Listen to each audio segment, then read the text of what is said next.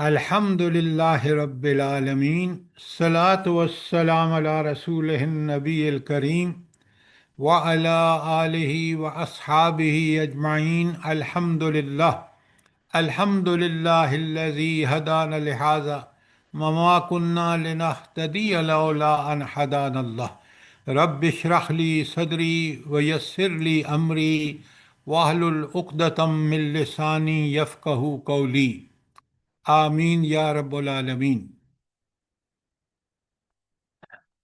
جیسا کہ آپ کو معلوم ہے، آج ہم نے پڑھنا ہے حجۃ الوداع۔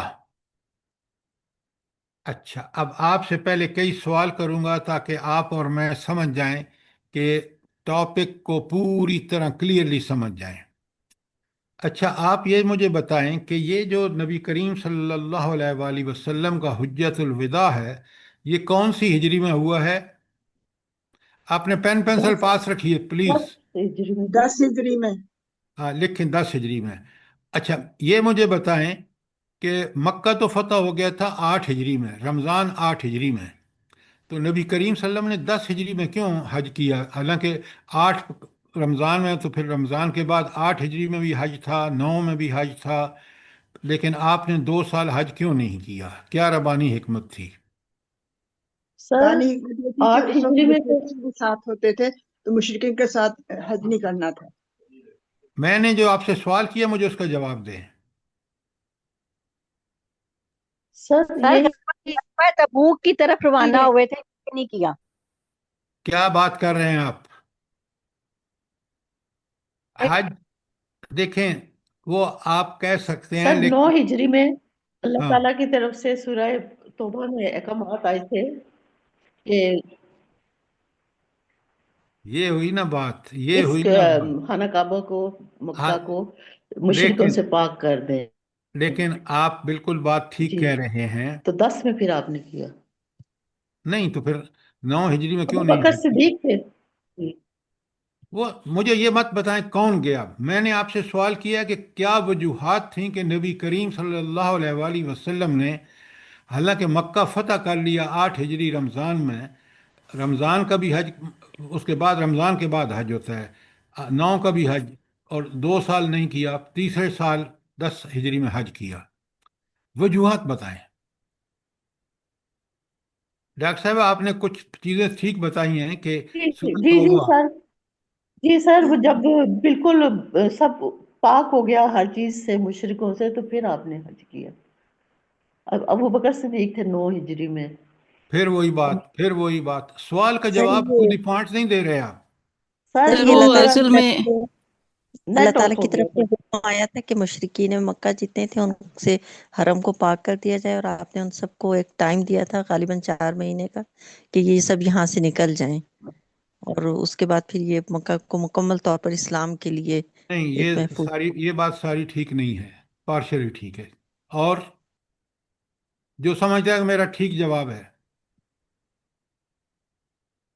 سر یہ تو نہیں سمجھتے کہ ٹھیک جواب ہوگا، لیکن میرا خیال ہے کہ جو ڈاکٹر صاحبہ بھی کہہ رہی ہیں اسی کو لے کے اگر میں چلوں تو حضور صلی اللہ علیہ وسلم مکمل اسلامی طریقے سے اور اسلامی جو وہ تھے سارے اس کے جو بھی حصے تھے، جس طریقے سے اللہ تعالیٰ نے حکم دیا تھا، مکمل طور پہ اسی طریقے سے حج ادا کرنا چاہتے تھے، تاکہ وہ آگے آئندہ سب کے لیے ایک مثال ہو اور اسی کو ہم فالو کریں۔ ڈاکٹر صاحبہ، یہ بات آپ کی پارشلی ٹھیک ہے۔ اب میں آپ کو بتاتا ہوں، اگر آپ کو بات سمجھ آئے تو پھر بھی سوال کریں۔ اصل بات یہ ہے کہ حج ایک میلہ ٹھیلا ہوتا تھا۔ وہ کس طرح؟ جب جہالت کے زمانے میں جو حج ہوتا تھا نا، وہ حج بالکل اس طرح نہیں ہوتا تھا جس طرح حضرت ابراہیم علیہ السلام نے کیا۔ اس میں اتنی بدعتیں آ چکی تھیں، قریش جو تھے وہ تو جاتے ہی نہیں تھے وہاں، واپس آ جاتے تھے اپنا۔ میدان عرفات میں ہاں، اچھا، یہ تو ان کا مسئلہ تھا۔ پھر ننگے وہ کرتے تھے طواف، خانہ کعبہ کی حرمت کو کس طرح پامال کرتے تھے۔ پھر آپ دیکھیں کہ یہ کاروبار زوروں پہ ہوتا تھا کیونکہ لوگ جمع ہوتے تھے۔ آپ کو پتہ ہونا چاہیے یہ چیز کہ جب پہلے حج پہ آئے ہیں مشرق مدینہ سے، آ- اس کے قبائل، جب وہ اسلام لے آئے ہیں تو وہ کافر تھے. تو کافر آتے تھے کہ بڑا بھرپور میلہ ہوتا تھا، خریدنے کی چیزیں دنیا بھر سے چیزیں آتی تھیں. تو یہ تھی وجوہات کہ مکہ جو تھا، حج جو تھا، وہ بدعتوں سے پٹا ہوا تھا.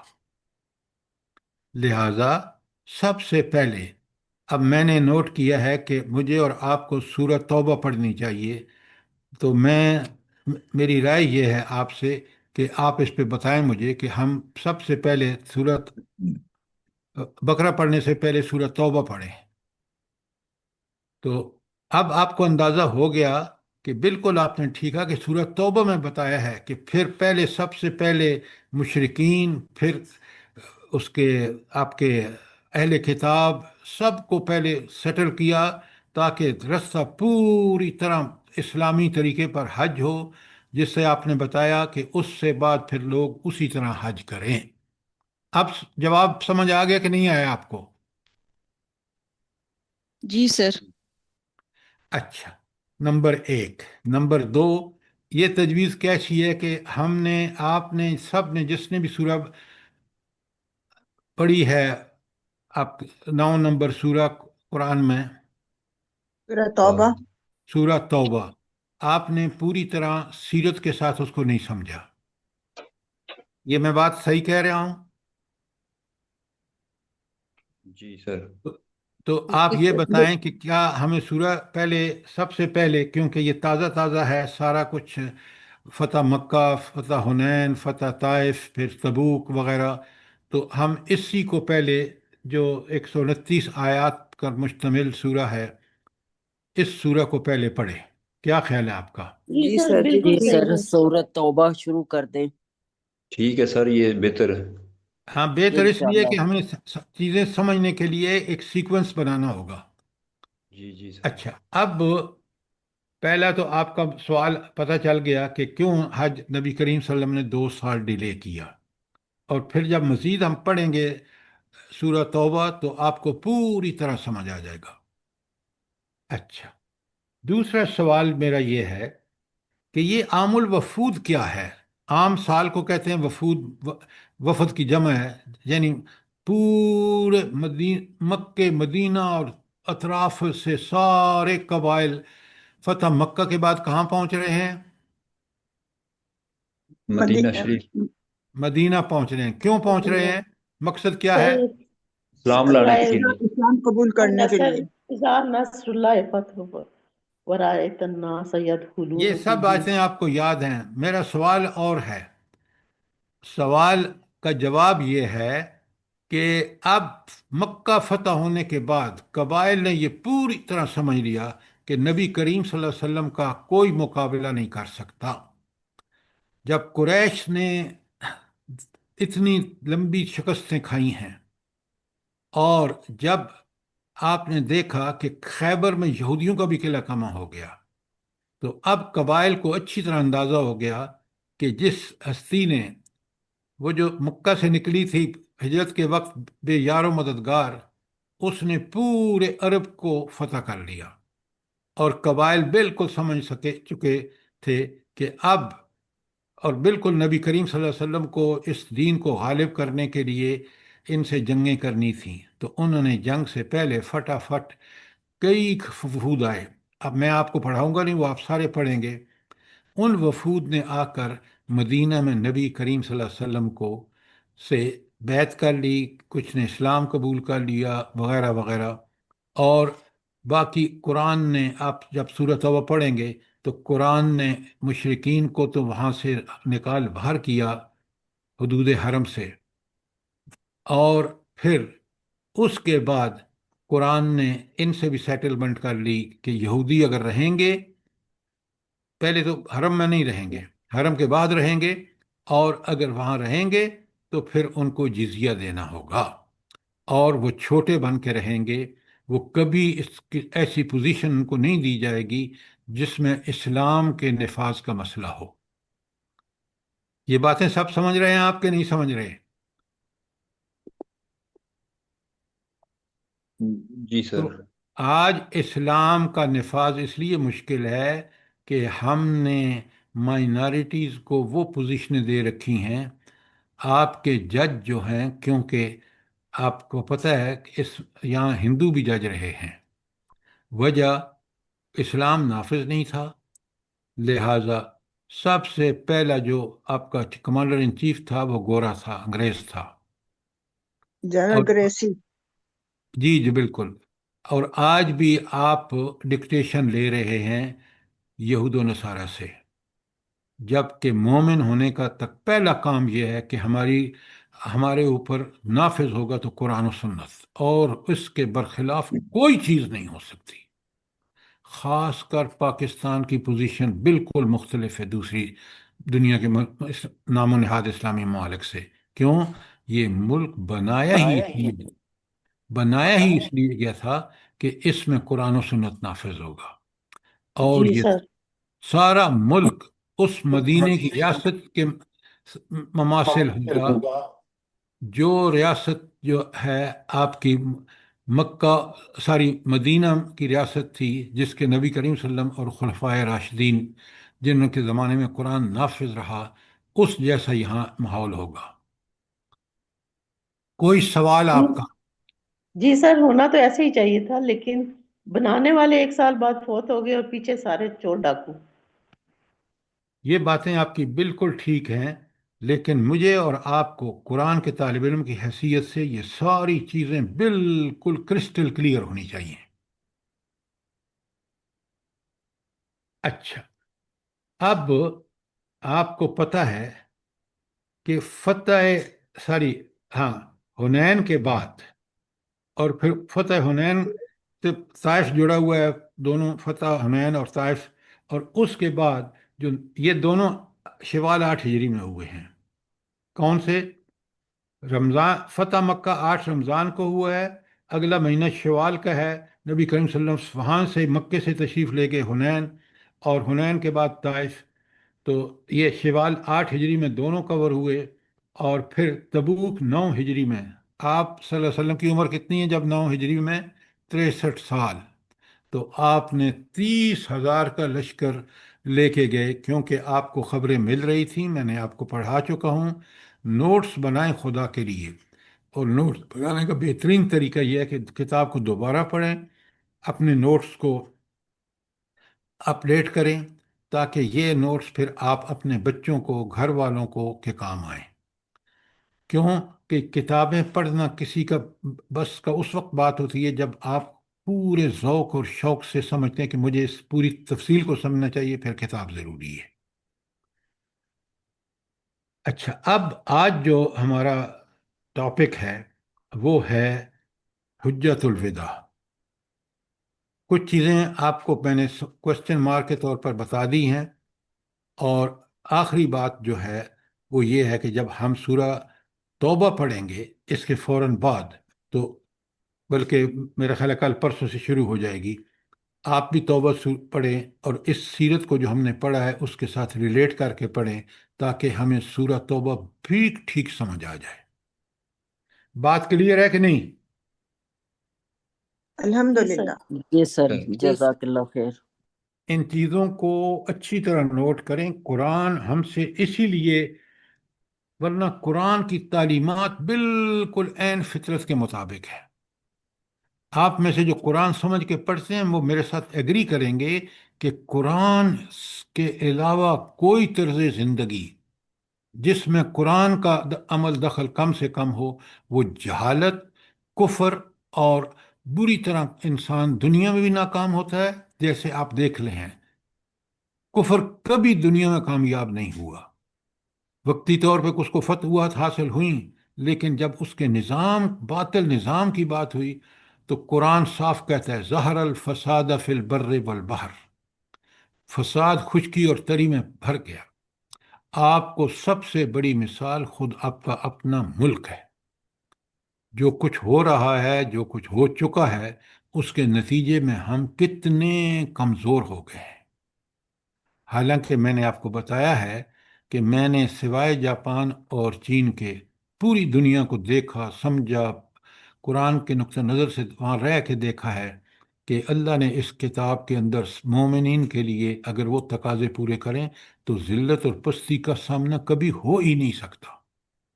آپ دیکھ لیں، سیرت کو دیکھ لیں، حضور نبی کریم صلی اللہ علیہ وآلہ وسلم کس قسم و پرسی میں ہجرت فرمائی ہے؟ 2 ہجرتیں حبشہ میں، 5 نبوی میں ہوئی ہیں، اور 13 نبوی میں آپ صلی اللہ علیہ وسلم نے مدینہ میں ہجرت کیا، آپ کے پاس کھانے کا سامان نہیں ہے، اور ٹھیک 8 سال بعد آپ نے دیکھا وہ مکہ فتح ہو گیا۔ اور یہ جو جنگیں ہیں، بدر، احد، اور آپ کی اللہ بھلا کرے احزاب۔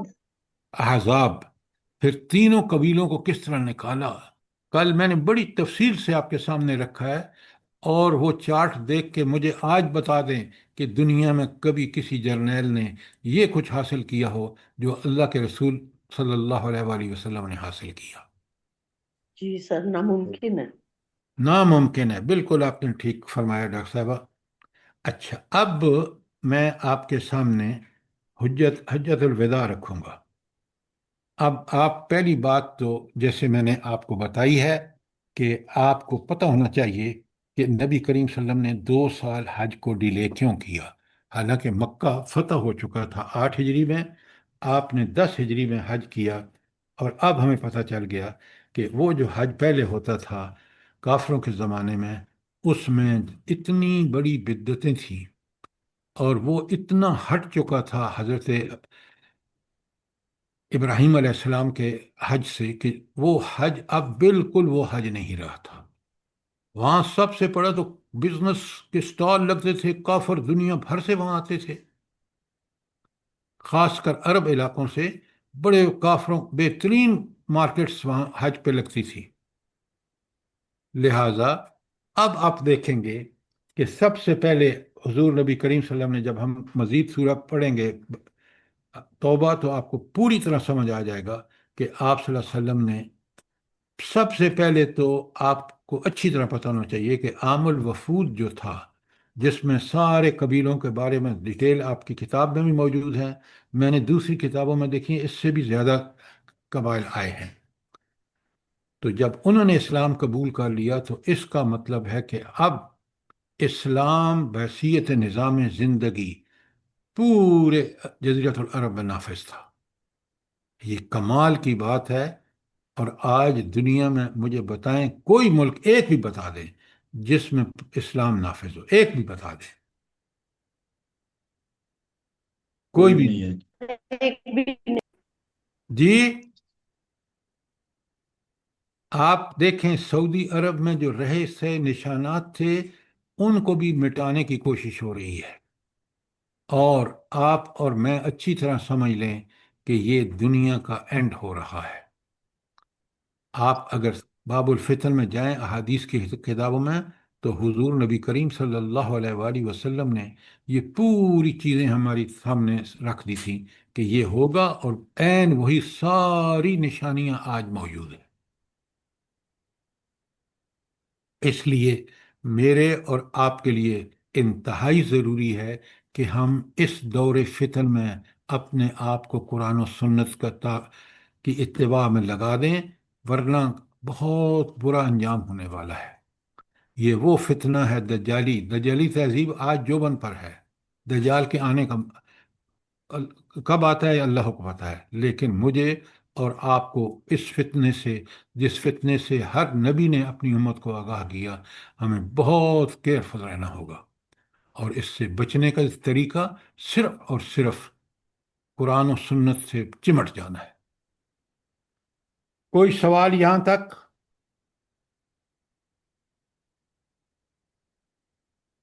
اچھا، اب آپ یہ دیکھیں کہ اس کو ختم کرنے کے لیے نبی کریم صلی اللہ علیہ وآلہ وسلم نے جب 9 ہجری کا حج ہوا ہے، پہلے آپ کو پتہ ہے امیر حج تھے حضرت ابوبکر صدیق رضی اللہ تعالی عنہ۔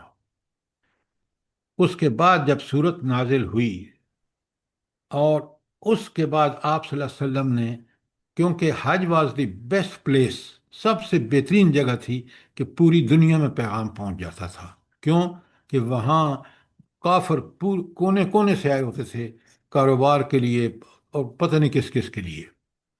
اچھا، تو آپ صلی اللہ علیہ وسلم نے حضرت علی رضی اللہ تعالی عنہ کو بھیجا اور آپ نے 4 باتیں بتائیں. آپ چاہیں تو لکھ لیں، آپ کی کتاب میں یہ چیزیں نہیں ہیں. جنت میں کوئی ایسا شخص داخل نہ ہوگا جو دین اسلام قبول کرنے سے انکار کرے. اچھا، اب دین اسلام کو قبول کرنے کی پہلی شرط کیا ہے بلا؟ جلدی بتائیں، اس ماحول میں بات کیجئے. اللہ کو ایک ماننا. تو کافر بھی لا مانتے الہ تھے. الا اللہ کافر بھی، محمد نادر بابی کافر بھی مانتے تھے. قرآن لا کیسے؟ الہ الا اللہ محمد رسول رسول اللہ کے اللہ. ساتھ شریک رکھتے تھے، شرکت نہ.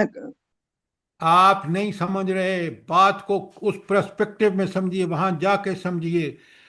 ہر وہ آدمی مسلمان تصور ہوگا جو سب سے پہلے نبی کریم صلی اللہ علیہ وآلہ وسلم پر اور ان کے لائے ہوئے قرآن و سنت پر ایمان رکھے گا. آپ ادھر ادھر کی باتیں ہانک رہے ہیں. لہذا اب اسلام قبول کرنے کا مطلب ہے کہ پہلے اس نبی پر ایمان لائے گا اور پھر نبی کے لائے ہوئے قرآن اور سنت پر ایمان ہوگا تو جنت جائے گا. کوئی آدمی جو اس دین سے ہٹا ہوا ہوگا وہ جنت میں نہیں جا سکتا. اب بات سمجھ آئی یا نہیں آئی؟ جزاک جی اللہ جی خیرن کثیرہ. اچھا، دوسری بات، اس سال کے بعد یہ 9 ہجری کا حج ہو رہا ہے، اس میں حضرت علی پہنچے اور اعلان ہو رہا ہے. نمبر 2، آپ لکھیں نمبر 2، اس سال کے بعد کوئی مشرک حج کے لیے نہ آئے. یہ تھی وہ کنڈیشن کہ 10 ہجری میں آپ صلی اللہ علیہ وسلم تشریف لائے اور حج 100% اس طریقے پر ہوا جو اسلام کا طریقہ ہے. نمبر 3، بیت اللہ کے گرد برہنہ طواف کرنا ممنوع ہے.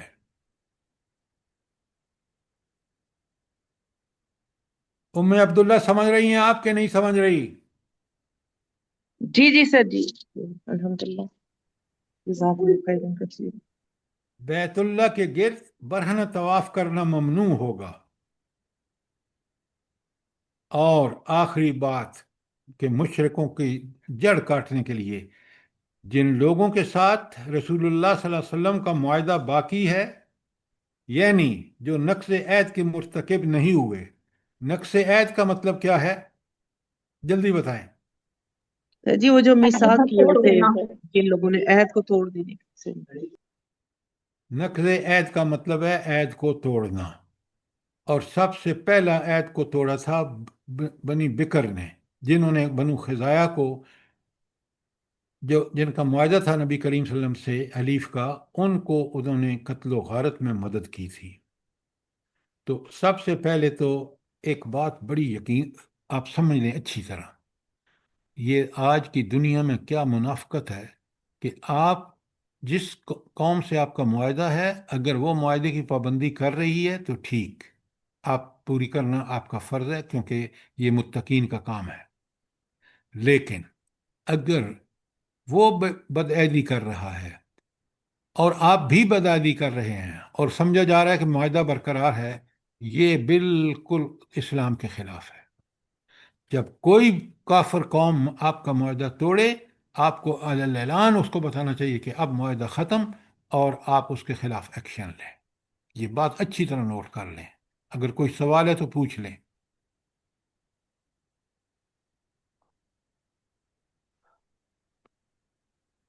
اب جو نقض عہد کے مرتکب ہوئے تھے ان کے ساتھ تو اللہ تعالی اعلان، اللہ کے حکم سے رسول اللہ نے اعلان کر دیا. ان کے ساتھ مدت معاہدہ تک وفا کی جائے گی. کون لوگ؟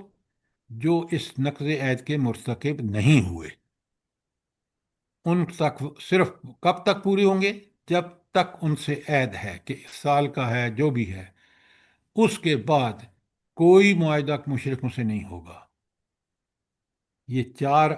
کوئی سوال ہو تو آپ اب کر لیں، بڑا اچھا موقع ہے تاکہ آپ کو حجت الوداع سے پہلے کس طرح کفر و شرک اور بدعات کی جڑیں کاٹی جا رہی ہیں، یہ ان چیزوں میں آپ کے سامنے ساری صورتحال ہے. افضل صاحب کلیئر ہے یہ بات؟ جی سر الحمدللہ. اچھا، اب ہم چلتے ہیں حجت الوداع میں کیا ہوا. حضور نبی کریم صلی اللہ علیہ وآلہ وسلم نے جب تشریف لے گئے مکہ مدینہ سے مکہ، تو آپ نے حج کی روانگی بھی ہوئی، آپ نے مناسک حج بھی ادا کیے. لیکن اس میں جو سب سے اہم بات ہے، مناسک حج کا مطلب ہے کہ اب حج اسی طریقے پر کریں گے جس طریقے پر نبی کریم صلی اللہ علیہ وآلہ وسلم نے کیا.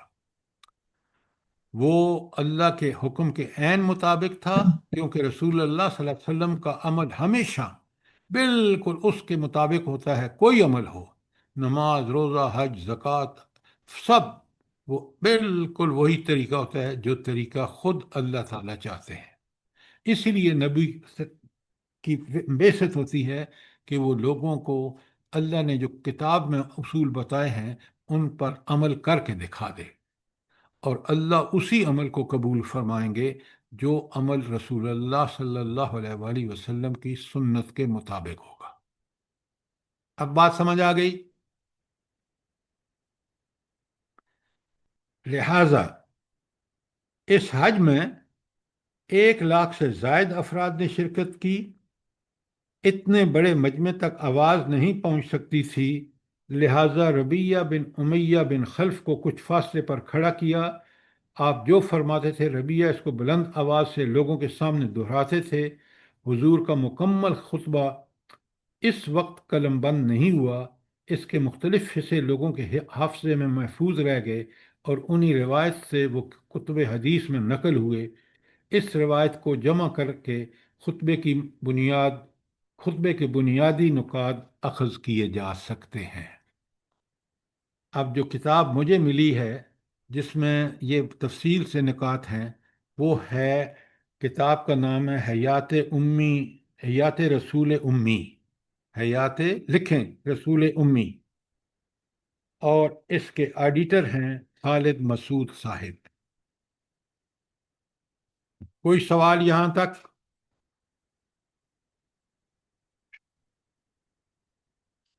اب میں آپ کے سامنے اسی کتاب سے جو پوائنٹس ہیں خطبے کے وہ میں آپ کے سامنے رکھ رہا ہوں. پہلا پوائنٹ لکھ لیں تاکہ پھر آپ اس کو دیکھ سکیں گے. پہلا نقطہ ہے جان و مال کا تحفظ.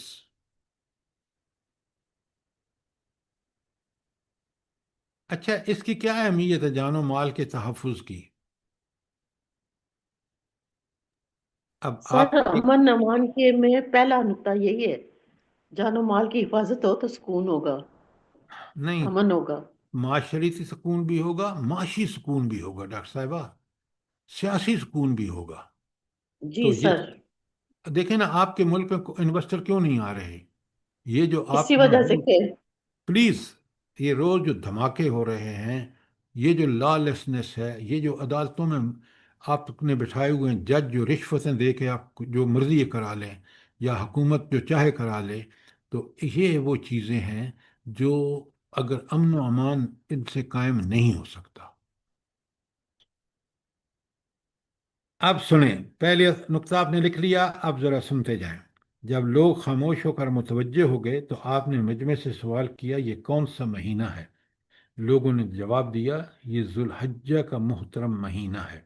آپ نے فرمایا، دیکھیں، اب ذرا نوٹ فرمائیں کہ لوگوں کو متوجہ کرنے کے لیے مسلمان سامنے بیٹھے ہیں تاکہ ان کو پتہ چل جائے کہ کس مہینے میں وہ کیا عہد کر رہے ہیں اور نبی کریم صلی اللہ علیہ وآلہ وسلم کیا فرما رہے ہیں. کتنی بڑی بات ہے. اللہ نے تم پر تمہاری جانیں، تمہارے مال اس مہینے کی حرمت کی مانند حرام کر دی ہیں، یہاں تک کہ تم اپنے رب سے جا ملو. موت تک آپ نے ان کا کو فالو کرنا ہے. پھر آپ نے سوال کیا، آج کون سا دن ہے؟ لوگوں نے جواب دیا کہ یہ حج اکبر کا دن ہے. حج اکبر، دیکھیں نا، جو آپ کا عمرہ ہوتا ہے اس سے حج اصغر کہتے ہیں، اور نبی کریم صلی اللہ علیہ وسلم نے جو حج فرمایا یا جو حج ہے وہ ہر حج حج اکبر ہوتا ہے. جی سر. اس پر آپ نے فرمایا اللہ نے تم پر تمہاری جانیں تمہارے مال اس دن کی حرمت کی مانند حرام کر دیے ہیں یہاں تک کہ تم اپنے رب سے جا ملو۔ دیکھیں سمجھانے کا کتنا سمپل میتھڈ ہے اور ہر آدمی کو سمجھایا جا رہا ہے۔ آپ نے پھر مجمع سے فرمایا یہ شہر کون سا ہے؟ لوگوں نے جواب دیا کہ مکہ کا محترم شہر ہے۔ اس پر آپ نے فرمایا اللہ نے تم پر تمہاری جانیں تمہارے مال اس شہر کی حرمت کی مانند حرام کر دیے ہیں۔ جیسے یہ حرم ہے نا، اسی طرح تمہاری جانیں اور مال بھی اسی درجے میں، یہاں تک کہ تم اپنے رب سے جا ملو۔ تم جلدی ہی اپنے پروردگار سے ملنے والے ہو تو وہ تمہارے اعمال کی بابت تم سے سوال کرے گا۔ قرآن کی کون سی آیت ہے جو اس بارے میں کہ تم سے سوال کرے گا؟ سورہ سورہ عبداللہ۔ التکاثر۔ ثم لا تسألن يومئذ عن النعيم. شاباش شاباش شبانہ، ثم لتسألن یومئذ عن النعیم۔ بہت زبردست، بہت زبردست۔ ہمیں قرآن یہ طاقت فراہم کرتا ہے، رسول اللہ صلی اللہ علیہ وسلم کی سنتیں ہمیں طاقت اللہ تعالیٰ کی طرف سے طاقت فراہم ہوتی ہے کہ ہم ان پر عمل کریں۔ جاہلیت کے زمانے کے خون تمام دعوے ختم کیے جاتے ہیں، ان میں سے سب سے پہلے میں اپنے قرابت دار ربیعہ بن حارث بن عبد المطلب کے خون کو معاف کرنے سے ابتدا کرتا ہوں۔ آئندہ قتل عمد کا قصاص لیا جائے گا۔ قصاص کیا ہوتا ہے جلدی بتائیں؟ قتل کے بدلے جی قتل کے بدلے قتل۔ ہاں، جس نے قتل کیا ہے اس کو قتل کیا جائے گا، جس نے ناک توڑی ہے اس کی ناک توڑی جائے گی، اور قتل عمد کے مشابہ قتل جو لاٹھی یا پتھر کی ضرب سے واقع ہو جائے تو اس کے لیے دیت کے طور پر 100 اونٹ ادا کرنے ہوں گے۔ جس نے اس سے زیادہ مطالبہ کیا وہ اہل جاہلیت میں سے ہے۔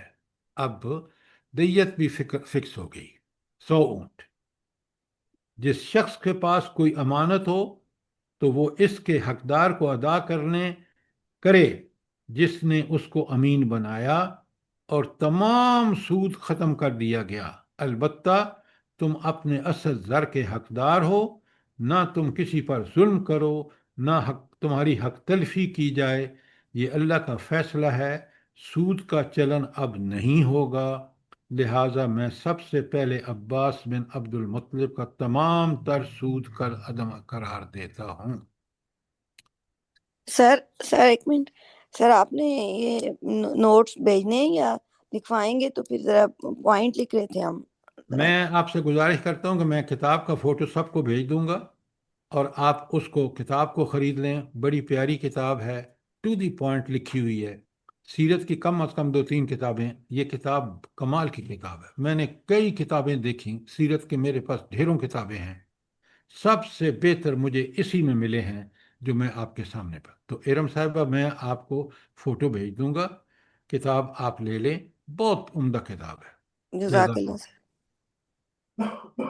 اچھا، اب سنیں، نبی کریم صلی اللہ علیہ وسلم اللہ کے رسول ہیں نا، تو آپ دیکھیں پہلی بات جو میں نے امن و امان کے حوالے سے آپ دیکھ لیں، امن و امان کی جو میں نے ابھی آپ کے سامنے رکھی ہے صورتحال، اگر ہم یہ پابندیاں کریں سارے لوگ، حکومتیں، عوام، عدالتیں، یقین مانیں وہ ماحول پیدا ہو جو اس وقت نبی کریم صلی اللہ علیہ وسلم یا صحابہ خلفائے راشدین کے دور میں تھا۔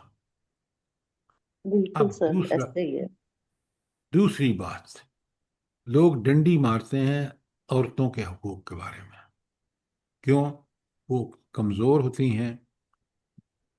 اللہ تعالیٰ نے قوام تو بنایا ہے مرد کو کہ وہ اس کا درجہ عورت سے اوپر ہے، لیکن عدل بہت ہی لازمی ہے۔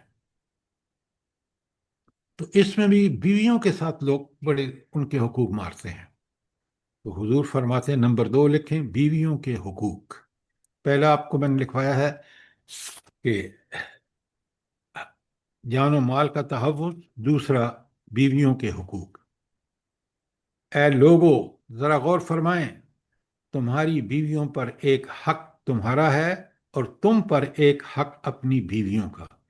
ان پر تمہارا حق یہ ہے کہ کہ وہ تمہارے بستروں کو کسی سے پامال نہ کرائیں جو تمہیں ناگوار ہے۔ ان کی ذمہ داری یہ ہے کہ وہ کسی کھلی بے حیائی کا ارتکاب نہ کریں۔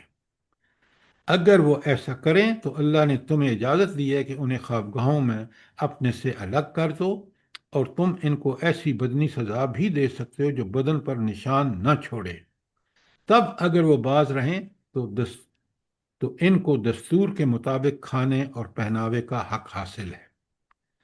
میری یہ وصیت گرا کر لو کہ بیویوں کے ساتھ بھلائی کا رویہ اختیار کرو، کیونکہ وہ تمہارے زیر نگین ہیں، وہ اپنے لیے خود کچھ نہیں کر سکتی، بلا شبہ تم نے ان کو اللہ تعالیٰ کی امانت کے طور پر حاصل کیا، اور اس کے ساتھ ازواجی تعلقات اللہ کے احکام کے تحت کیے جائیں۔ اتنی زبردست نقطہ ہے جو آج معاشرہ آپ دیکھ رہے ہیں پامال ہو رہا ہے۔ سبحان اللہ۔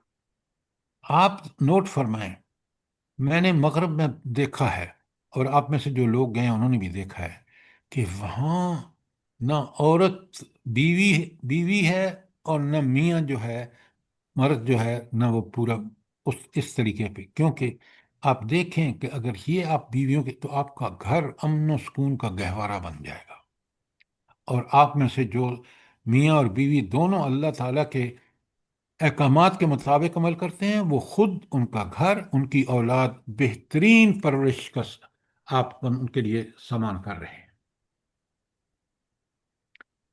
سبحان اللہ۔ سبحان اللہ۔ اب تیسرا نقطہ سبحان اللہ لکھیں۔ پر کتنے کم الفاظ میں کتنی گہری باتیں سمجھاتی۔ آپ کو ڈاکٹر صاحبہ بتایا کہ رسول اللہ صلی اللہ علیہ وسلم جامع الکلام ہیں، کہ وہ ہمیشہ ان کا سٹائل ہی یہی ہے۔ جی آپ سر۔ حدیث کو بھی دیکھ لیں کہ بات الفاظ کم اور معنی ڈھیروں۔ اچھا، اب آپ لکھیں نمبر 3، غلاموں سے حسن سلوک۔ اب یہ طبقہ اتنا پسا ہوا تھا وہاں اس معاشرے میں، آج تو غلامی کا دور نہیں ہے، کم از کم پاکستان میں تو بالکل نہیں ہے۔ اور آپ کو پتہ ہے کہ یہ جو لوگ کاریگر ہیں، چاہے وہ پلمبر ہوں، چاہے وہ آپ کے رنگ کرنے والے ہوں، یہ اتنے بگڑے ہوئے ہیں کہ آپ کو اندازہ اس وقت ہوگا جب آپ اپنے گھر میں کام کرائیں گے تو۔ جی سر، بالکل۔ لیکن ذرا سنیں کہ اللہ کے رسول صلی اللہ علیہ وسلم نے ان غلاموں کو جو اس وقت غلام تھے، اس وقت کا غلام کا مطلب ہے کہ اس کو اپنے مالک اور اس کے اولادوں کی ہر بات کو ماننا ہے۔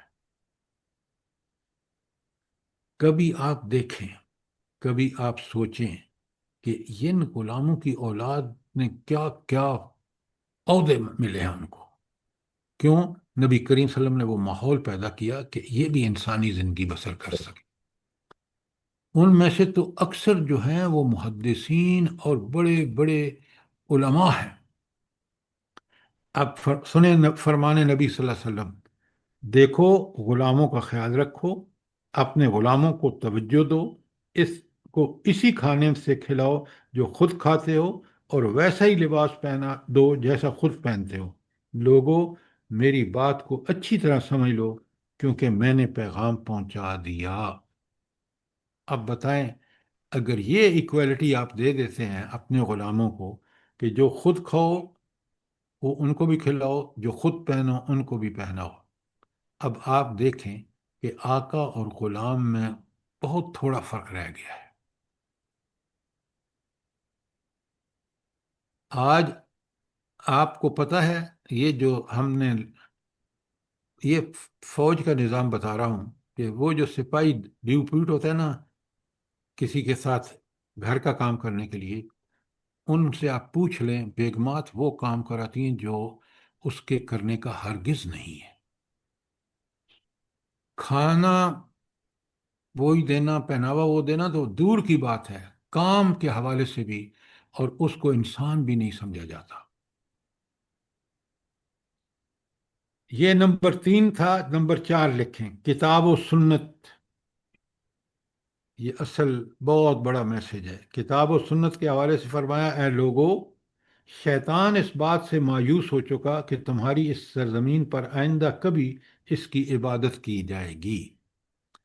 اچھا، شیطان کی عبادت سے مطلب کیا ہے؟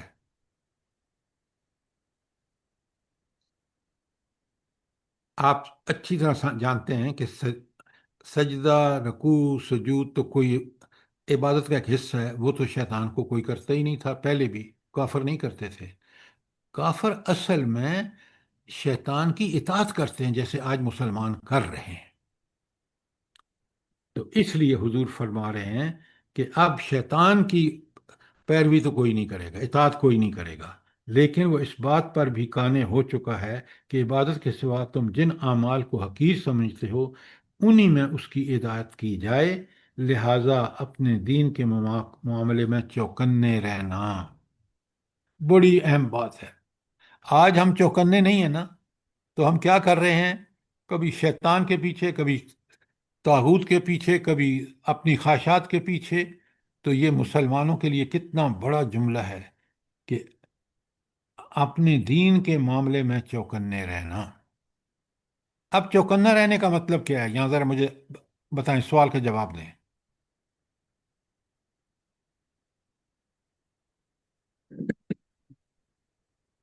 جی افضال دین صاحب۔ دین پر پورا عمل کرنا اس کی روح کے مطابق۔ یہ سر بات یہ چکنے رہے کہ کہیں کوئی ایسی بات نہ ہو جائے کہ اللہ تعالیٰ ناراض ہو جائے۔ سر یہ شیطان تو ہر وقت گھات لگائے بیٹھا ہے نا، تو چوکنے رہنے کا حکم یہ ہے کہ آپ اس سے بالکل کیئر کریں، پوری طرح دھیان میں رکھیں کہ یہ کبھی بھی کسی بھی معاملے میں آپ کو گھیر لے گا۔ جی شیطان بات کی یہ ہے چالوں کو سمجھ جانا، مومن جو ہے وہ شیطان کی چالوں کو سمجھ جاتا ہے اور وہ اللہ کی شیطان کو نافرمانی نہیں کرتا۔ شیطان کو دشمن سمجھنا، اپنے ایمان کا دشمن۔ اچھا، یہ ساری باتیں پارشلی ٹھیک ہیں۔ اصل بات کہ شیطان سے ہوشیار رہنے کا مطلب ہے کہ وہ تمہیں، بڑے غور سے سنیں، وہ تمہیں اللہ تعالیٰ کے کسی حکم کی خلاف ورزی کی ترغیب نہ دے۔ کیسے؟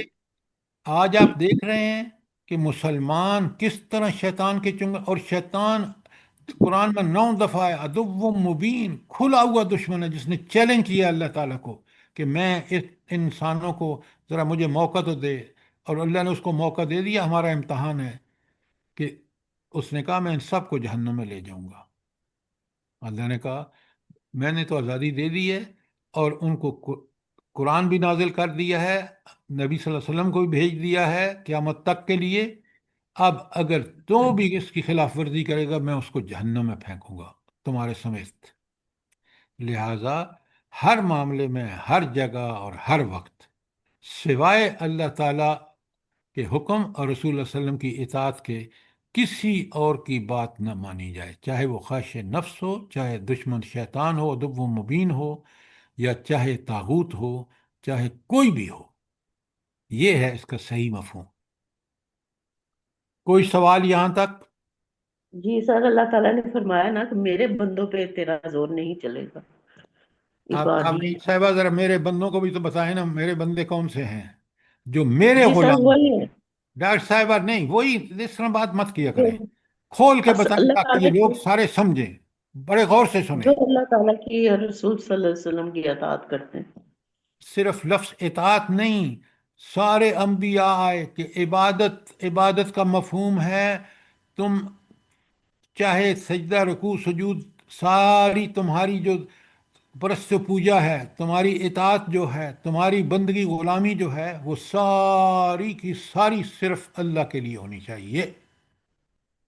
یہ جنرل باتیں جب ہم کرتے ہیں نا تو لوگوں کی بات سمجھ میں نہیں آتی۔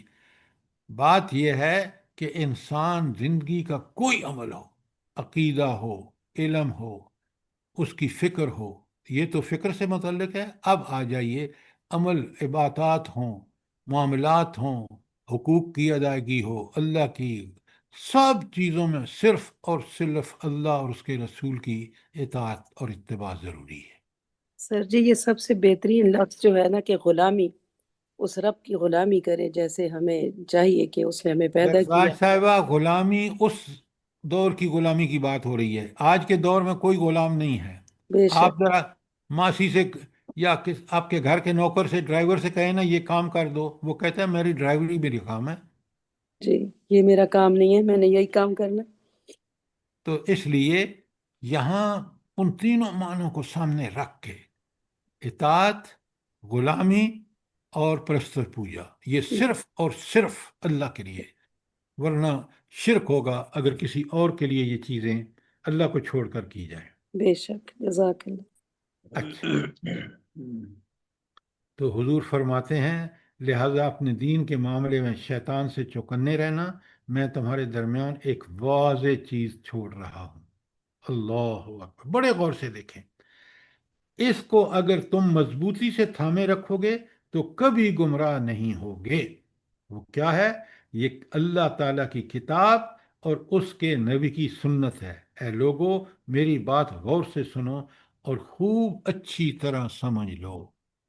آج ساری ذلتیں، ساری پریشانیاں، سارے دکھ، سارے مصیبتیں، ساری معاشرتی مصیبتیں، ساری معاشی مصیبتیں، ساری عسکری مصیبتیں، ساری حکومت کی مصیبتیں صرف اور صرف اس وجہ سے کہ ہم نے قرآن و سنت کو چھوڑا ہے. لہذا آج بھی اگر ہم سچی توبہ کر کے کہ اے اللہ جو کچھ ہم نے کیا بہت بڑے شرمندہ ہیں آپ کی نافرمانیوں پر، اور ہم میں سے ہر آدمی کوشش کرے کہ وہ اللہ اور اس کے رسول کی اتباع کرے، یقین مانے صورتحال آج بھی بدل سکتی ہے. یہ تھا چوتھا نمبر، کتاب و سنت کے حوالے سے کتنی پیاری بات نبی کریم صلی اللہ علیہ وسلم نے کی ہے. نمبر 5 لکھے مساوات انسانی. سر نمبر 5 کیا ہے؟ مساوات انسانی.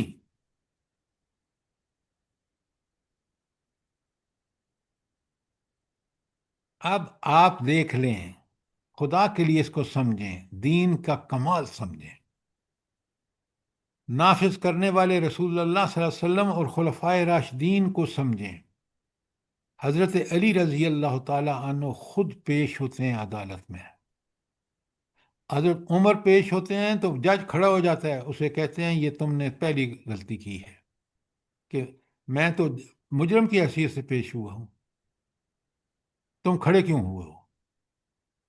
آپ دیکھ لیں تاریخ، خدا کی قسم کبھی بھی ان چیزوں کو پیش نہیں کر سکتی جو خدا اور رسول کے قانون میں ہے.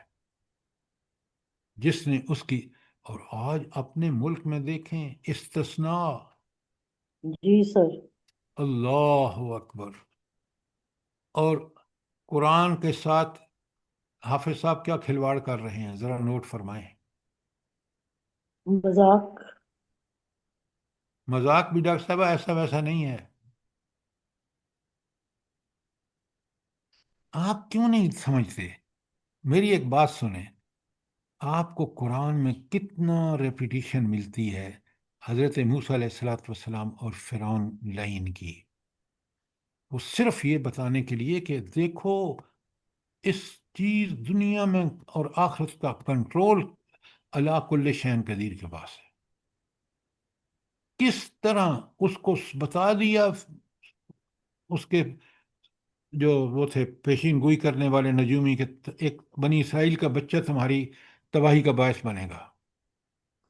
سب پتہ ہونے کے بعد اس رب نے اس کی اسی چال کو، کہ اس نے کہا کہ سب بچوں کو قتل کر دو تاکہ مات ہی ختم ہو جائے. اللہ نے موسیٰ علیہ السلام کو اس کے گھر میں پرورش دلائی، پھر نبی بنا کے اس کا وہ حشر کیا کہ آپ کے سامنے ہے کہ غرق ہوا اپنے لشکروں کے ساتھ، اور حضرت موسیٰ علیہ السلام کو پورا موقع ملا. یہ رب کے کارنامے ہیں. مجھے اور آپ کو اسی رب کے پہ توکل کرنا چاہیے. اگر ہمارا توکل ذرائع اور وسائل اور اپنے مالی اور دیگر وسائل پہ ہوا تو کبھی ہم کامیاب نہیں. وسائل اسی نے مہیا کیے ہیں، اور یہ سارے وسائل ہمارے امتحان کا ذریعہ ہے. مال و دولت، عہدے، اولاد، کوٹھیاں، کاریں، مربے، سب کچھ. اب انسانی مساوات کے بارے میں دیکھیں قرآن کا کیا اصول ہے. لوگوں، تمہارا رب ایک ہے، تم سب کا باپ ایک ہے. سب کا باپ ایک کا مطلب کیا ہے؟ حضرت آدم۔ آدم علیہ آدم السلام کی سے حضرت اولاد پیدا آدم ہوئے۔ تم حضرت سب آدم کی آدم اولاد ہے سے سب۔ تم سب آدم سے ہو، اور آدم مٹی سے پیدا کیے گئے۔ اب مٹی سب سے آ سستی چیز ہے، تو اللہ کہتے ہیں کہ ذرا بندہ اس پہ غور کرے نا کہ مٹی کے سط سے اللہ نے بندے کو بنایا۔ ہاں، بڑی بات ہے، ذرا غور فرمائیں قرآن اور اللہ کی انسانیت کے لیے۔ اللہ فرماتے ہیں تم میں سب سے عزت والا وہ ہے جو تم سب سے زیادہ متقی ہے۔ اتقاکم، کسی عربی کو کسی اجمی پر، کسی اجمی کو عربی پر، کسی گورے کو کالے پر، کسی کالے کو گورے پر کوئی فضیلت نہیں ہے۔ سبحان اللہ و بحمدہ۔ اس ایک اصول کو آپ سمجھ لیں تو آپ کو سمجھ آئے گا کہ رب کتنا زبردست نیکی کرنے والے متقین اور برائی سے بچنے والے متقین سب سے زیادہ محبوب ہے اللہ کو۔ جان لو ہر مسلمان دوسرے مسلمان کا بھائی ہے، اور تمام مسلمان بھائی بھائی ہیں، بس کسی شخص کے لیے اپنے بھائی کو کوئی چیز لینا روا نہیں الا کہ وہ اپنی دلی رضامندی سے اسے دے دے۔ بس بہم و دگر ہرگز حق تلفی نہ کرنا، میرے بعد کفر کی روش کی طرف نہ پلٹ جانا کہ تم میں سے کچھ لوگ دوسروں کی گردنیں مارنے لگیں۔ آج کتنی بد نصیبی ہے کہ بالکل وہی صورتحال آج موجود ہے۔ ہائے ہائے ہائے، اے لوگو، اللہ نے ہر وارث کا حصہ مقرر کیا ہے۔ بڑی تاکید ہے، دیکھیں انسانی مساوات کے حوالے سے مال میں وصیت ایک تہائی مال سے زیادہ کرنا جائز نہیں۔ اولاد جس کے بستر پر پیدا ہوئی ہے اس کی اولاد کہلائے گی، اور بدکار کے لیے محرومی ہے جس کسی نے اپنے آپ کو اپنے باپ کے سوا کسی اور سے منسوب کیا، یا کسی غلام نے آزاد کرنے والے کے سوا کسی اور سے تعلق جوڑا، تو اس پر اللہ تعالیٰ، اس کے فرشتے اور تمام انسانوں کی لعنت ہے۔ نوٹ فرمائیں کیا کمال انسانیت کی ایکویلٹی کے لیے یا مساوات نے۔ قیامت کے دن اس جرم کا کوئی فدیہ یا بدل قبول نہیں کیا جائے گا۔ دیکھیں جو لوگ کتنے جائیدادیں مار رہے ہیں اپنی عزیزوں اور رشتہ داروں کی۔ اے لوگو، میرے بعد کوئی نبی آنے والا نہیں، نہ تمہارے بعد کوئی امت آئے گی۔ خبردار رہو، اپنے رب کی عبادت کرو، 5 نمازیں ادا کرو، ماہ رمضان کے روزے رکھو، اپنے مالوں کی زکوٰۃ خوش دلی کے ساتھ دو، اپنے رب کے گھر کا حج کرو، اور اپنے سربراہوں کی اطاعت کرو، تم اپنے رب کی جنت میں داخل ہو جاؤ گے۔ سربراہوں کے ساتھ وہ سربراہ جو دینی قرآن و سنت کے پابند ہوں۔ اچھا، اب آخری بات لکھیں، نسی کی ممانعت۔ نسی ایک بڑی بری رسم تھی اس وقت کہ 4 مہینے جو تھے نا جو لڑائی کے نہیں ہیں، کون کون سے ہیں جلدی بتائیں۔ رجب، شعبان، ذی الحج اور محرم۔ ذی الحج۔ شاباش، رجب، ذی قعد، شعبان، ذی قعد سر جی، ساری ذی ذی قعد، ذی قعدہ، الحج۔ ذی قعدہ ذی اور الحج اور محرم۔ ذی الحجہ اور محرم۔ اور محرم۔ اب یہ وہ 4 مہینے تھے جس میں کوئی لڑائی، حرام مہینے اسی لیے کہتے تھے کہ کوئی لڑائی قتل غارت نہیں ہو سکتی۔ تو نسی کا جو انہوں نے شروع کر رکھا جو بدت تھی کہ ان میں سے کچھ مہینوں کو حلال کر کے اور قبیلے سے بدلہ لے لیتے تھے، قتل و غارت کر لیتے تھے، اور پھر اسی مہینے کو دوسرے مہینوں میں شمار کر لیتے تھے تاکہ وہ اپنا بدلہ لے سکیں یا قتل و غارت کر سکیں۔ تو اس کو ختم کر کے اور مہینوں کو واپس اسی کہ یہ 4 مہینے حرام ہیں، اس میں کوئی اس طرح کی سرگرمی نہیں کی جا سکتی، تو فرمایا اے لوگو، نسی کا طریقہ کفر میں مزید اضافہ ہے جس کے باعث کافر گمراہ کیے جاتے ہیں۔ وہ 1 سال اضافی مہینے کو حلال کر لیتے ہیں اور کسی سال اسی کو حرام ٹھہرا دیتے ہیں تاکہ اس طرح مہینوں کی تعداد کو پورا کر دیں جس کا اللہ نے حرام ٹھہرایا ہے، بس اس نتیجے میں وہ اللہ تعالیٰ کے حرام ٹھہرائے ہوئے کو حلال اور حلال ٹھہرائے ہوئے کو حرام کر دیں۔ آج وقت گھوم کر پھر اسی شکل کو اختیار کر چکا ہے جیسا کہ اس دن تھا جب اللہ تعالیٰ نے زمین و آسمان بنائے۔ بے شک مہینوں کی تعداد اللہ کے ہاں 12 ہے، اس میں سے 4 محترم ٹھہرائے گئے، 3 تو مسلسل ہیں یعنی ذی-قعدہ، ذی الحجہ اور محرم، اور چوتھا جو ہے وہ جمادی الآخر سر اور رجب ہے، ساری شعبان ہے۔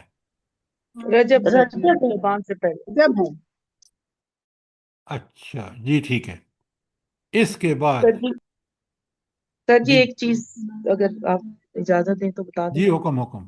سر جی۔ وہ یہ ایسا کرتے تھے نسی کے قانون میں کہ 3 سال کے بعد 10 دن بڑھا دیا کرتے تھے، تو وہ پھر گھوم پھر کے حج کا وہ جو ہے موسم وہ بھی سردی میں آ جاتا تھا، اور اسی طرح کسی حرام مہینے کو حلال کرا دے کر تو اس پہ جنگ کر لیا کرتے تھے۔ یہ بالکل آپ نے دوسرا نقطہ بالکل ٹھیک بتایا کہ تو وہ یہ حج کو بھی ڈسٹرب کر دیا تھا انہوں نے سر اپنے یہ اس نسی نسی کا کے چکر بیان میں۔ تھوڑا ریپیٹ کر لیں گے پلیز، اس کی سمجھ نہیں آئی، الرحیق المختوم میں بھی نہیں ہے اسی لیے میں پڑھ رہا ہوں دوسری کتاب سے انصار صاحب، سر۔ تاکہ ہم پوری طرح سمجھ لیں مضمون کو۔ اس کو تھوڑا سا ذرا ایک دفعہ جیسے آپ نے پہلے بتایا نا جی، اس کو ریپیٹ کر دیں گے تو اور کلیئر ہو جائے گا، مہینے خاص طور پہ اور اس طرح، یہ سمجھ نہیں آئی مجھے اچھا، اصل میں بات سر۔ اچھی طرح سمجھیں، سر جو اصول تھا کہ رجب، ذی-قعدہ، ذوالحجہ اور محرم، لکھیں آپ، سر یہ 4 مہینے جو تھے، رجب، ذی-قعدہ، ذوالحجہ اور محرم، یہ محترم مہینے تھے، یا ان کو حرام کہتے تھے کہ اس میں کوئی لڑائی بھڑائی، کوئی اس طرح کا کام نہیں کیا جا سکتا۔ انہوں نے اس کو اٹھا کے جب بدلہ لینے کا وقت آتا تھا نا، اگر وہ رجب میں چاہتے تھے تو کہتے ہم نے اس مہینے کو، رجب کو اس دفعہ شفٹ کر دیا فلاں مہینے کی جگہ۔ اب بات سمجھ آ رہی ہے آپ کو؟ جی جی اور اس میں بدلہ لے لیا۔ تو اس طرح یہ 4 مہینوں کے ساتھ یہ حرکت کرتے تھے، اور وہ اچھا بالکل خلاف تھا، کیونکہ جب اللہ نے مقرر کر دیے ہیں رجب، ذی-قعدہ، ذوالحجہ اور محرم 4 محترم مہینے، تو آپ ان میں ان کا احترام کریں۔ اور شفٹ کیسے کرتے تھے؟ آپ کہہ رہے ہیں نا شفٹ کر دیتے تھے۔ بھائی آپ نے رجب کو شفٹ کر دیا، یہ رجب حرام مہینہ ہے نا، جی آپ نے جی کہا کہ میں نے اس مہینے کو وہاں اس سال اس میں کر دیا، جمادی الاول کر دیا، تاکہ کیسے بدلہ لے سکے۔ اور کیسے اپنے دماغ میں، اپنے ہی خیال میں؟ اپنے طریقے پر جو نسی کا طریقہ تھا، اچھا اور پھر اگلے سال پھر واپس اسی پہ لے آئے، کیونکہ اس سال انہوں نے یہ حرکت کرنی تھی، بدلہ لینا تھا، قتل و غارت کرنی تھی، اس لیے انہوں نے اس کو شفٹ کر کے جمادی الاول کی جگہ رکھ دیا، اور اگلے سال پھر واپس اس کو اس پر لے آئے۔ یہ کچھ مطلب سر پیپر پہ تھا، جیسے کیلنڈر کیلنڈر تھا، یا بناتے دماغ میں تھا؟ ہوئے 10 دن ہر دفعہ ہو جاتے ہیں نا ہمارے میں بھی، تو یہ کیلنڈر جب بنتے ہیں تو یہ کیلنڈر بنا، یہ دماغ میں اپنے ہی تھا یا کوئی آن پیپر یا کیلنڈر وغیرہ بنتا تھا، یا کیا کوئی اگر ہے آپ کے علم میں تو ٹھیک ہے بھائی نہیں صاحب آپ ذرا اس مہینے میں جائیں، اس سر؟ معاشرے میں جائیں، وہاں قبائلیوں کا اپنا نظام تھا۔ اچھا جی اب سمجھ آ گئی ہے؟ جی جی جی تو سر، آپ نے یعنی اپنی مرضی سے اللہ تعالیٰ کے قانون میں تبدیلی کر لیتے تھے مہینوں اپنی کے حوالے خواہش کے سے۔ مطابق۔ اچھا، جی سر۔ ایک اور بات جو اس میں انہوں نے تماشا کر رکھا تھا کہ انہوں نے ہر کتنے سال کے بعد ام عبداللہ 10 دن جی بڑھا 3 دیتے؟ سال کے بعد، جی سر جی 3 سال کے بعد 10 دن بڑھا دیتے تھے، اور اس پھر وہ سے حج کو بھی اپنی مرضی کے مطابق سردی میں لے آتے تھے تاکہ تجارت وغیرہ آسان ہو جائے، کیونکہ گرمی میں حج آتا تھا تو لوگ کم تجارت کے لیے نکلتے تھے، مطلب کہ حج کے لیے آتے تھے، کیونکہ حج ایک تجارت کا موقع بھی تھا نا ان کے لیے، اس وجہ سے۔ اب بات سمجھ آ گئی ہے انصار صاحب؟ جی جی سمجھ آ گیا، تھینک یو سر، زبردست۔ اچھا، اس کے بعد اب اس نسی کی ممانعت کے لکھیں نمبر 6، میں نے 5 پہلے لکھوا چکا ہوں، نسی کی ممانعت۔ اے لوگو، نسی کا طریقہ کفر میں مزید اضافہ ہے جس کے باعث کافر گمراہ کیے جاتے ہیں۔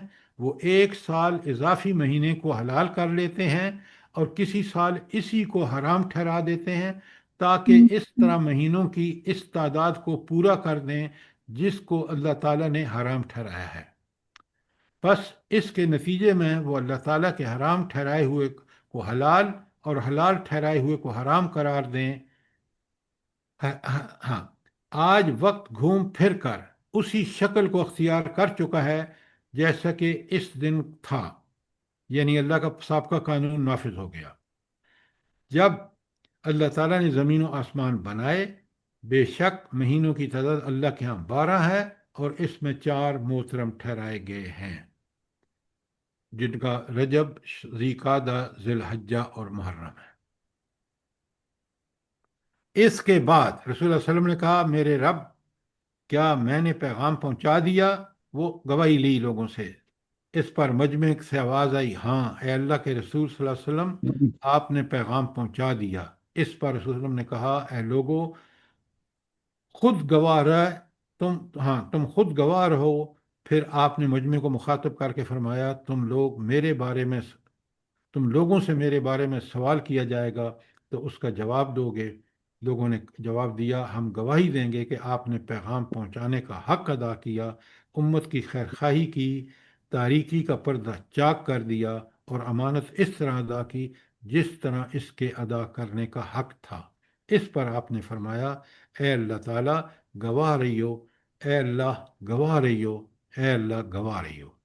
اس کے بعد آپ نے تلقین فرمائی کہ جو لوگ یہاں موجود ہیں وہ ساری باتیں ان لوگوں تک پہنچا دیں یہاں حاضر نہیں ہیں۔ اب آپ نے اس کا تفصیلی، میں اس کتاب کا فوٹو بھیج دوں گا پہلے پیج کا، اور آپ اگر چاہیں تو اس میں جتنی تفصیل سے ہے اور کتابوں میں اس تفصیل سے نہیں آیا۔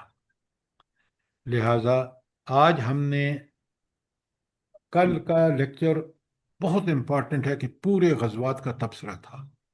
آج کا لیکچر کہ نبی کریم صلی اللہ علیہ وسلم نے پورے دین کا خلاصہ پیش کر دیا۔ جی سر، پورا دین ہے اس میں۔ بالکل۔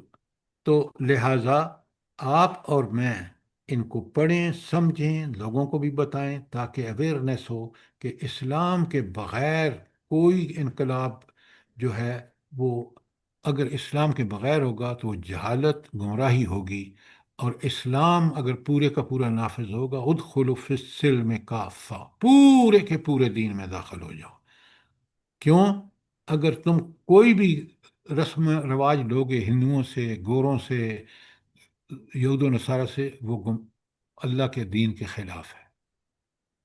لہٰذا میں اور آپ، ہم مسئول ہوں گے، جتنی ہماری اللہ نے وسعت دی ہے، گھر ہو، اپنا اولاد ہو، ان پر اس دین کے نفاذ کا بھرپور، پہلے اپنی ذات پر، پھر اپنے گھر اور اولاد پر، یہ ہر مسلمان کا فرض ہے اور اللہ قیامت کے دن پوچھے گا۔ لہٰذا میں اور آپ اسی کی دیکھیں نا، نبی کریم صلی اللہ علیہ وسلم نے کس طرح آخر میں کہا کہ اللہ کے ہاں گواہی تم دو گے؟ انہوں نے کہا بالکل۔ آپ نے پوری سیرت پڑھ لی ہے کہ حضور نبی کریم صلی اللہ علیہ وسلم کی زندگی کا ایک ایک دن، 63 سال کی عمر ہے اور 30,000 کا لشکر لے کے جا رہے ہیں تبوک میں۔ تو یہ تھی سیرت جو میں نے اختصار کے ساتھ آپ کو پڑھائی ہے۔ اب آپ کو اس کا سمجھنے کا فن آ گیا ہے۔ دوبارہ اس کتاب کو دوبارہ پڑھیے تاکہ ایک کتاب، بے شمار کتابیں ہیں میرے پاس، تقریباً سب کی سب ہیں جو ہماری لائبریری میں الفاظ میں ہیں۔ آپ آ کے یہاں دیکھنا چاہیں، میرے گھر پہ کتابوں کے ڈھیر ہیں، الحمدللہ ثم الحمدللہ، کیونکہ علم۔ ماشاء اللہ سر، میں نے دیکھا ہے سر، میں تو ہو کے گئی ہوں آپ کی لائبریری میں۔ جزاک اللہ بہن۔ تو اس لیے آپ سے گزارش ہے کہ قرآن و سنت کو پورے طرح پکڑ لیں تاکہ ہم قیامت کے دن سرخرو ہو کر جنت میں داخل ہوں، جہاں دائمی ابدی زندگی اور بے مثال اور زوال نعمتیں ہیں۔ آمین ربنا ثم آمین. تقبل منا انك انت السميع العليم وتب علينا انك انت التواب الرحيم. جزاک اللہ خیر سر. اللہ کل میں پاک نے ہم سب آپ کے ساتھ آپ سب لوگوں کو بتا دیں، کل ہم نے شروع کرنی ہے سورہ توبہ، اور انشاءاللہ سر. تاکہ سیرت کا بھی ریویژن ہو جائے گا، اور قرآن کی ہر صورت بہترین ہے، ہر آیت بہترین ہے، لیکن آپ دیکھیں گے کہ اس میں 9 ہجری میں نازل ہونے والی یہ صورت کتنی جامع ہے. بالکل سر. جزاک اللہ خیر. پڑھ کے آئیے تاکہ آپ بھی پوری طرح پارٹیسپیٹ کر سکیں. انشاءاللہ سر. اللہ پاک ہم سب کو توفیق دے جو آپ سے جڑے ہوئے سر ہیں. یہ جو آپ نے ایک پوائنٹ بتایا نا، جو 4 نمبر پہ تھا غالباً، کہ آج کے دن شیطان جو ہے وہ مایوس ہو گیا کہ اس سرزمین پہ اس کی پوجا کی جائے، اس کی عبادت کی جائے. تو سر یہاں پہ مراد تو صرف پرستش و پوجا کا ہوگا نا، کیونکہ عبادت تو شیطان کی ہو رہی ہے، آج بھی ہو رہی ہے. وہ نہیں، وہ بالکل اطاعت ہو رہی ہے وہ، لیکن اس وقت جب نبی کریم صلی اللہ علیہ وسلم نے کہا نا 9 ہجری میں، تو آپ کو پتہ ہے پوری طرح اسلام نافذ ہو گیا تھا. اور وہ دور نبی کریم صلی اللہ علیہ وسلم کا دور ہو 9 ہجری کا یا خلفائے راشدین کا، کیونکہ شیطان کی بات اس لیے نہیں چل سکتی کہ حکومت اسلامی in true sense and spirit تھی ڈاکٹر صاحبہ، اور وہاں امکان ختم ہو چکا تھا. یہ تو دیکھیں نا، آج جو مسلمان حکومتیں ہیں وہاں شیطان کا راج اس لیے کہ اللہ اور رسول کو ہم نے وہاں سے دیس نکالا دے دیا ہے. تو لہٰذا وہ بالکل آپ کا سوال جائز ہے، لیکن نبی کریم صلی اللہ علیہ وسلم جو فرما رہے ہیں وہ 9 ہجری میں اس وقت کی صورتحال ہے جو اسلامی حکومت کی تھی مدینہ میں. اس میں شیطان کا عمل دخل ختم ہو چکا. سر جی ایک بات پوچھنی ہے کہ وہ جو اس وقت میں خطبے کے دوران یا اس سے پہلے وہ آیت اتری تھی الیوم اکملت لکم دینکم، تو کیا پھر اس کے ذریعے سے اس کو ایسے سمجھا جا سکتا ہے؟ دیکھیے اس میں تو دین کو مکمل کر دیا گیا. کس لحاظ سے؟ نبی صلی اللہ علیہ وسلم کے دور اور خلفائے راشدین کے دور میں تو کامل دین نافذ تھا. تو دین وہ جو مکمل عقیدہ، ایمانیات، عبادات، اخلاق، یا آپ کے حقوق اللہ ہوں یا حقوق العباد ہوں، وہ سارے کے سارے اللہ تعالیٰ نے مکمل کر دیے. لیکن وہ چیز کہ جو شیطان یہاں اس کی عبادت ختم ہو گئی ہے، وہ اس دور تک تھی جس دور میں نبی کریم صلی اللہ علیہ وسلم حکمران تھے یا خلفائے راشدین تھے. اب بات سمجھ آ گئی آپ کو؟ جی سر، شیطان نے تو یوم آخرت تک مہلت مانگی ہوئی ہے نا، یہ تو اپنا کام کرے گا. تو ہم بھی تو وہی کر رہے ہیں میڈم، کہ آئین وہ ہوگا کہ جو ذمہ دار وہ پروٹیکشن دے گا بدماشوں کو. جی سر بالکل. انہیں ترمیمیں کرنے والوں کو نہیں پتا یہ سب کچھ جو ہم پڑھ رہے ہیں. وہ پانی کی طرح ہوا میں اڑ جائے گا جب اللہ تعالیٰ چاہیں گے تو. اللہ تعالیٰ ہمیں محفوظ اور مامون رکھے. جزاک اللہ. آمین ثم آمین سر. آج کا انسان چاہتا ہی نہیں ہے کہ اللہ کا قانون نافذ ہو. نہیں چاہتا تو پھر ذلتیں اور پستیاں بھی تباہ دیکھ ہو لیں. رہا ہے، تباہ ہو رہا ہے، بالکل لیکن چاہتا بالکل. نہیں ہے.